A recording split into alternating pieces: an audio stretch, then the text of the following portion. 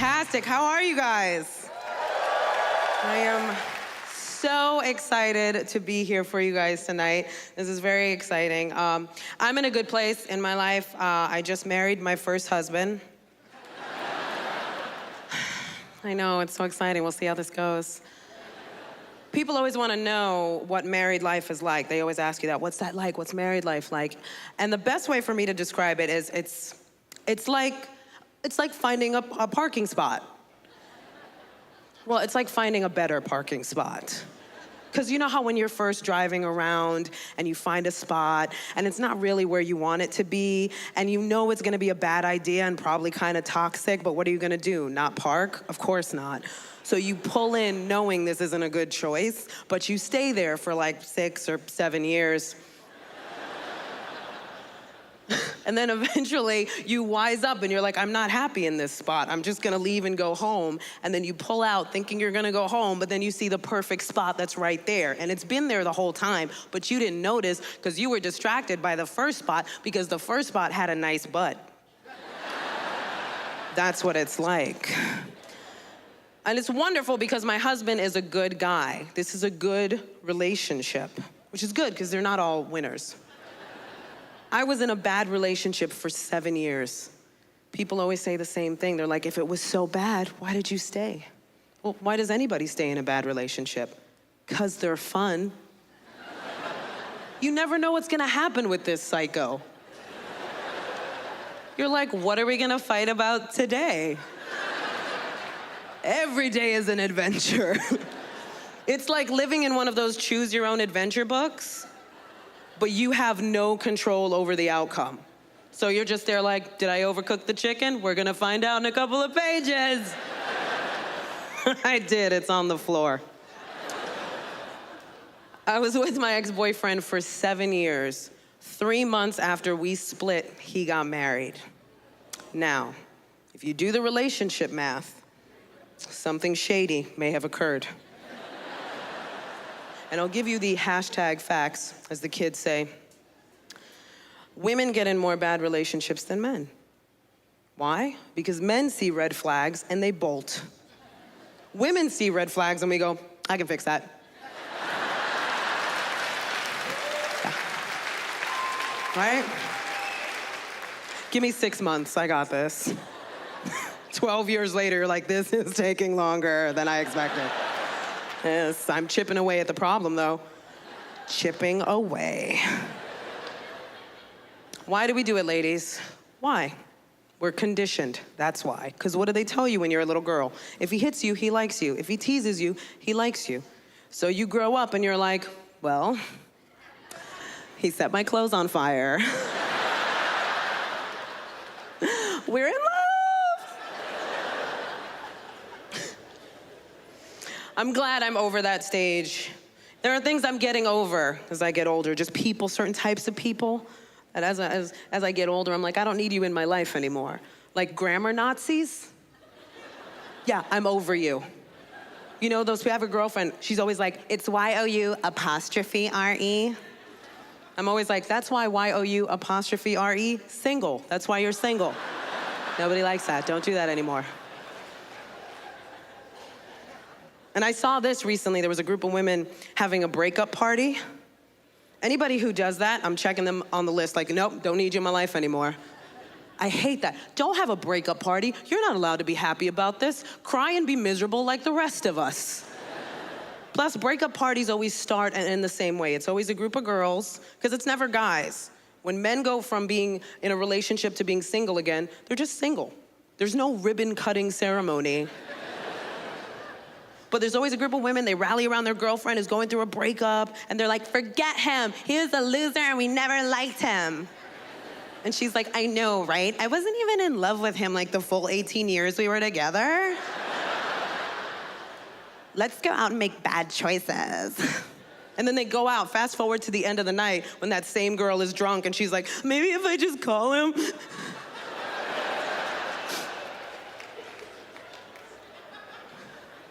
Or people that post stuff to Facebook to get attention. You know, these people that'll post stuff, even if it's just a simple thing like feeling sad. Like, oh, are you? Had to let the world know. Or like one of my girlfriends who always posts these strong woman posts. These strong, like 12 ways to love a strong woman. Why being a strong woman in today's society is so hard. You know, she's waiting for one of her girlfriends to be like, you're the strongest woman I know. Yeah, and it's hard when you know the girl and you know she's not really like that and you want to be like, were you being strong when you were ladling ice cream in your face last week? Because you didn't get the text back? Hashtag you strong though, you strong though. You guys have been great, thank you so much. Don't make me cry. These are not my eyelashes.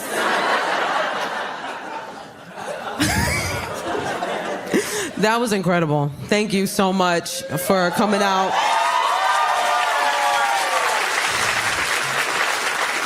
It feels so good to be here. You know, since my last special, the world has changed a lot. People have changed. We now have so many varying sensitivities in the world. You're like, she's already starting. She's already... You know, I saw this thing on social media where I get all my relevant information about how people are using safe words now within their relationships when they have to approach a difficult topic. And I thought, what a great thing for a performer to also use. So our safe word is cupcake. And when I say it, it means I'm about to say something that might ruffle some feathers. And if you're a sensitive person, that's a good time to go to the bathroom.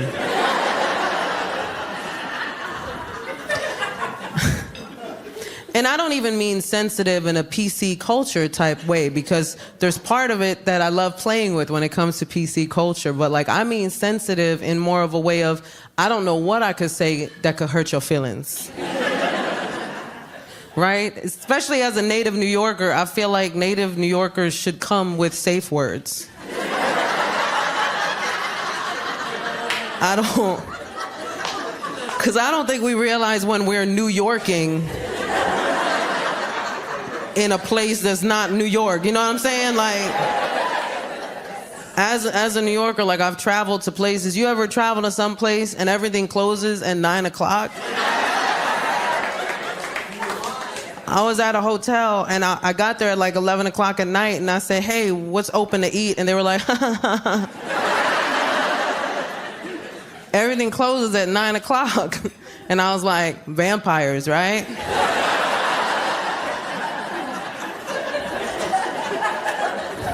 That could be the only logical explanation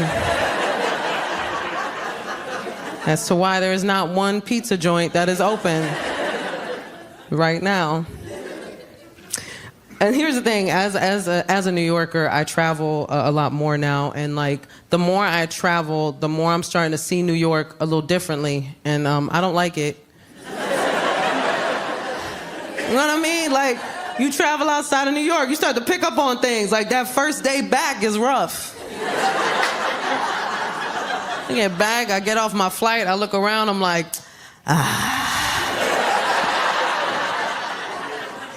it is kind of nasty.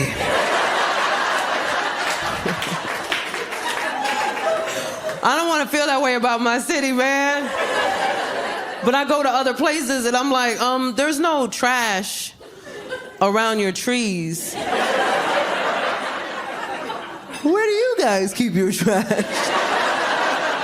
In bins? That's disgusting. I don't touch my trash.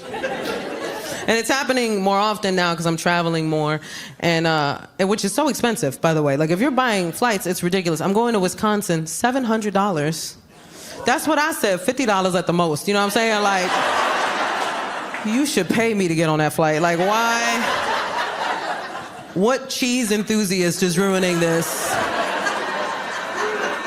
for the rest of us? I thought it was ridiculous. I checked every airline, because that's what you do, right? I was like, I must be hallucinating. This can't, even Spirit, I ain't got no shame. Like, all of them. If you look at Spirit Airlines, you are in a financial situation, right? That I feel like anybody can relate to, you know what I mean? Like, It's not just an airline. It defines an economic era of our lives and should be respected as such. And it's always a bad choice. Look, Spirit is always a bad... I'll hit you with the double negative. It's never not a bad choice. You know it is. You know it's a bad choice because you see the price right there and you still got to talk yourself into that flight. Because I saw the price. I was like, woo! $27. That's less than I thought. I started giving myself reasons. I was like, come on now, nobody's hijacking a Spirit plane. Like, you're safe. Even if someone did, every passenger on that flight would be like, you thought you was the only one that bought a gun? Like, you really thought... It's a Spirit Airlines, sir. Nuck if you buck, Hans Gruber.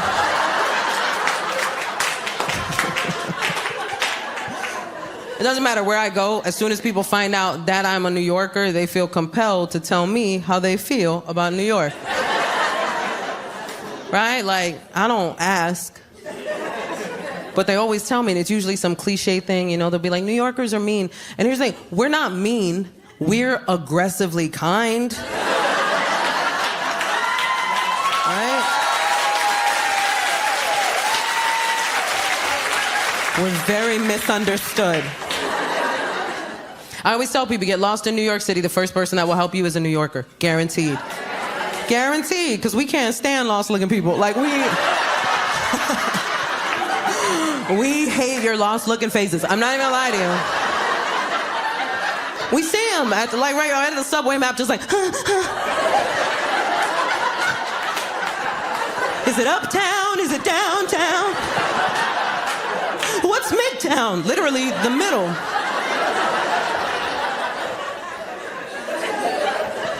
I just picture them like panicked at the map, and then like out of the darkness, they hear a voice. Where you trying to go?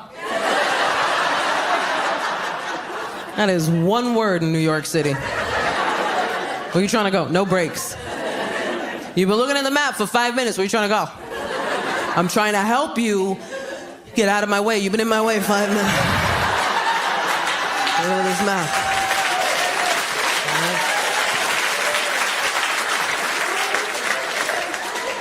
Such a wild thing, man. And people in New York, like, here's the thing about New York City. Like, if you have a bad time in New York City, I feel like that's because you didn't know the rules before you got here. You gotta know the rules before you get here, man. Every city has rules, right?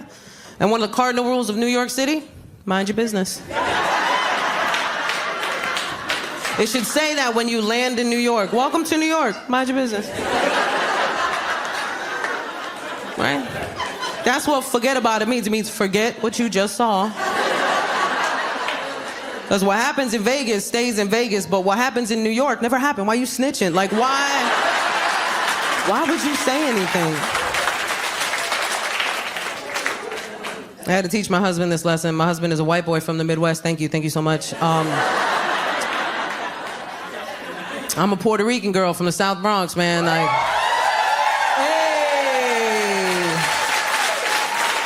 I know we got Puerto Ricans here. Hey.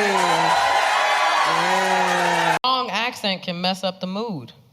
Right? Like, I downloaded a meditation to help with anxiety, and the guy doing the guided meditation had a Cockney British accent. I don't know if you've heard this, but it is not comforting. Like, I hit play and he was like, "Hello, my name's Nigel. I'm here to help you with your anxiety. All right, close your eyes." I will do no such thing, Nigel. I don't feel safe. We're gonna give thanks for everything. I'm always jealous of people with like awesome accents or tattoos. I saw this guy with a compass tattoo, and in the middle of the tattoo it said, "You are here." I was intrigued. I was like, "Hey, what does your tattoo mean?" And he was like, "Oh, this? This is for like when I felt lost, I just looked down and I'm like, nah, bro, you're right here.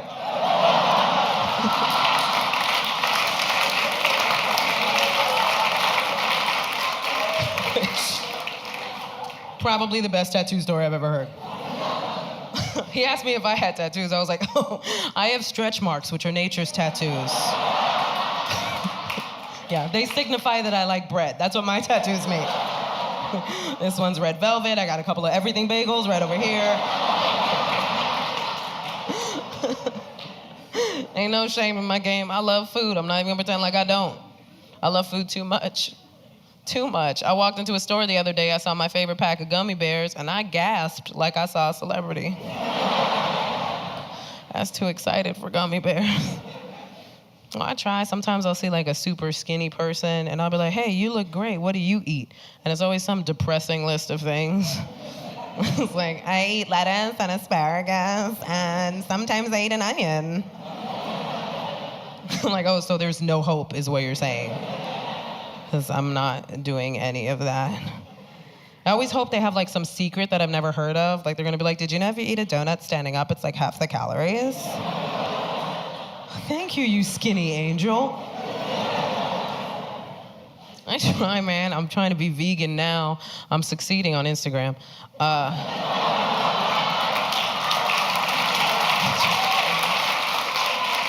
Killing it on the gram. Took a picture of a vegan brownie that I bought and I posted it, and somebody commented, why do vegans always have to brag about being vegan? I was like, that brownie was $10. I'm gonna tell everybody about that brownie. I didn't eat it, I just been showing it to people that come over. Like, hey, look, this is what a $10 brownie looks like. Yeah. Don't touch it, look at that. Get your non-vegan fingers away from here.